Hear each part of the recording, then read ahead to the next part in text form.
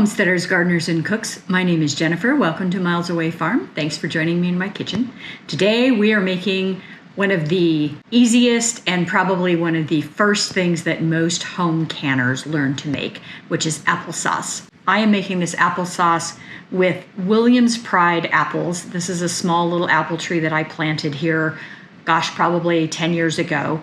And it is wildly early for an apple. You can get apples that are ripe early in the season, middle of the season, or late in the season. If I had realized that this apple was going to be ripe in early August, I would never have planted it because I don't want to be dealing with apples in August. I'm dealing with tomatoes and peppers and about 1,000 other things out of the garden in August. But turns out it's ready in August and it starts dropping fruit. And so I have to do something with it.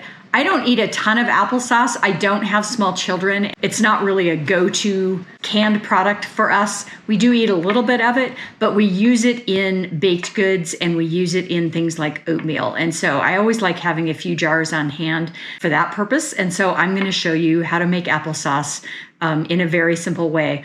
The big thing to know is that apples are naturally quite acidic, and that is what preserves them. That and the heat of the canning process. You don't have to add sugar. It's not necessary for preservation. It's just there for flavor. And so if you want to do a completely unsweetened applesauce, you can. I do like to add a little bit of sugar and then a little bit of tart, so a little bit of lemon to mine. And then you can add cinnamon if you like, or other spices. It's completely up to you.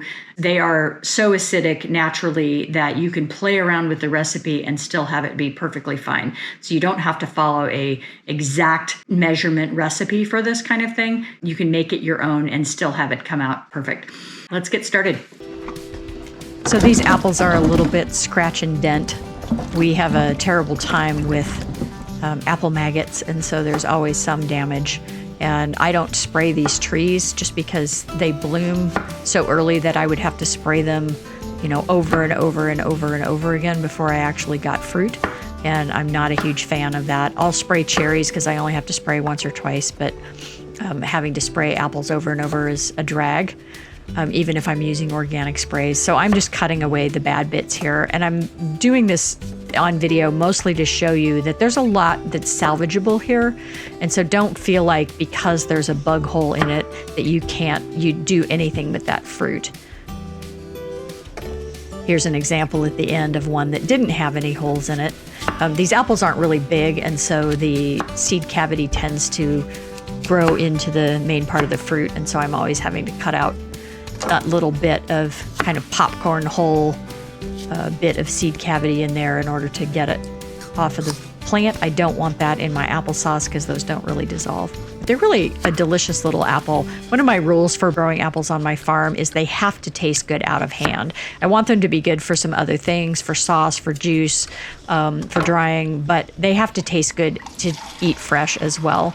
And so I won't plant things like Red Delicious or Golden Delicious just because I don't like eating those out of hand. So I'm putting about a cup of water in the bottom of this pot just so that things don't burn as they start to cook down, and turning my heat on very, very low. And then I'll stir this about every 10 minutes until the apples are broken down. I'm not going to feed you. No, it's not dinner time yet. Not yet. Not yet, fat boy. Not yet. And of course, nothing goes to waste on our farm. And so the apple cores are going to go out to the chickens and to the dogs.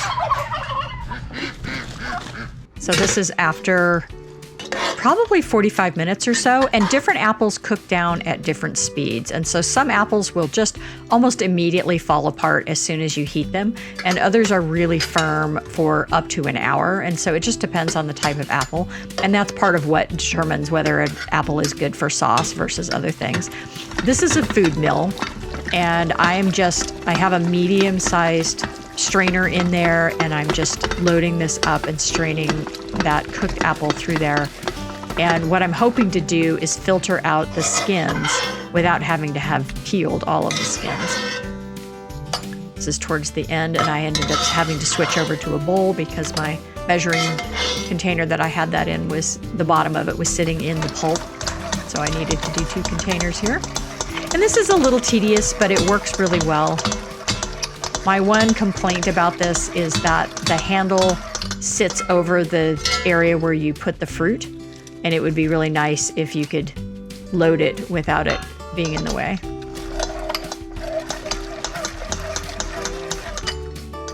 So it's a little fiddly. You have to scrape it down.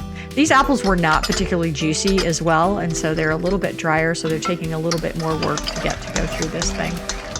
But if you just keep moving stuff around, you'll get most of it. And sometimes reversing it kind of clogs up with peels, and if you go backwards, it will scrape the holes clean so that you can get more through it.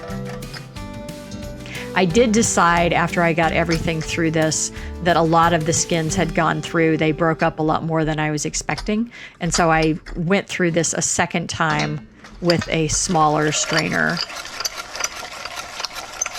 This does clean up pretty quickly. And I like that it's stainless steel and it's dishwasher safe. I've had this food mill forever. You can buy a recommended one from America's Test Kitchen on Amazon for somewhere around $120. They're not super cheap, but it's worth having that stainless steel so that nothing is rusting. And then you can see a lot of the peels did actually get strained out on this first round. And then I'm putting it through a second time, and I'm just putting it back into our main pot. And there's the last of that. And I'm sure a little bit of peel got through, but I don't mind. That's no big deal. It's definitely worth it to not have to peel every one of those apples, especially with the damage that I was cutting away. I like my applesauce with a little bit of lemon. You can taste your apples and see if you think it needs a little tart note, but I always put a little lemon in mine. And then I'm throwing the peels in as well. I'll fish them out when it's done cooking because that lemon zest is going to give us a nice flavor. And then I'm just tasting it here and I'm trying to decide, does it need some sugar? And this is really a make it as you like it. You can add as much or as little sugar as you like. You can use artificial sweeteners as long as they're heat stable. You can add various types of spices. I am putting a little bit of salt in there as well as a little bit of cinnamon. And then my brown sugar was a little bit chunky, so I'm having to make sure that I don't end up with big chunks in there. And then I'm tasting it again, deciding, yeah, that's good. That's much better than it was when it started. It would be better if I had a mix of apples. Doing a mix will give you a much better flavor than one variety. This is after this has been cooking for 10 or 15 minutes. And I'm just fishing out those lemon chunks. And then filling up my jars. You want your jars to be filled to a 1/2 inch headspace. And I wasn't sure how much sauce I had since I didn't weigh anything to start with. I really didn't know the volume of what I was going to end up with. And so I like to tend to move my funnel around and kind of get an idea. I hate it when I end up with not enough to fill a jar. And so I'm moving things around a bunch, tapping those down to remove any air bubbles, and then just evening things out. Again, 1/2 inch headspace. This is pretty thick applesauce. I barely cooked it. The apples just weren't really moist. They didn't have a lot of juice. Checking the headspace. And then don't forget to wipe your rims, because if you've got a little bit of food on there, that'll prevent the jar from sealing.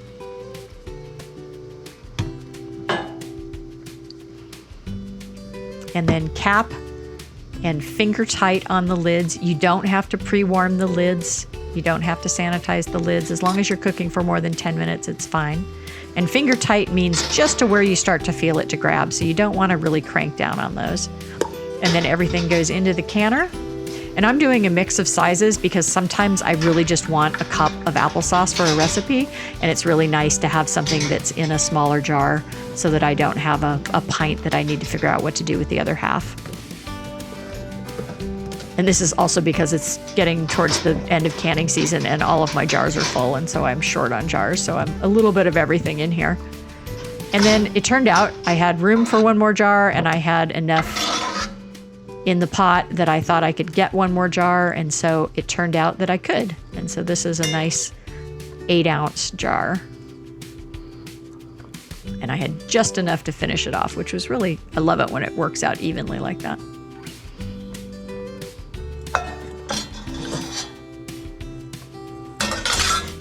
And and that one gets to go in the middle. You always go timing wise for your biggest jar, and it's not going to hurt anything for those smaller jars to get cooked for a longer period of time. So I just cooked everything. I think this is a 15-minute cook. I'll double check and put it on the screen if it's different, which was probably overkill for the small jars, but didn't matter. You want to wait until your pot is full boil before you start your timing. And then once your timer's done, you can turn off the heat, set a timer for 5 minutes, let them sit in the water, and then come back and pull them. You're supposed to get a better seal if that's the case. I don't think I did that in this particular case. I think I was getting ready to go to bed and just wanted them to be finished. And I didn't have any problems with these sealing. Every single one of them sealed. So yeah, applesauce. It's definitely a choose your own adventure kind of a canning thing. Very few projects are like that, but because of the acidity, you can definitely do what you want with this. And it's lovely to have on your shelves, especially if you've got kids. So give this recipe a try, tribe. If you like this kind of content, give me a thumbs up, subscribe, leave me a comment, and share. I have new content coming out every week.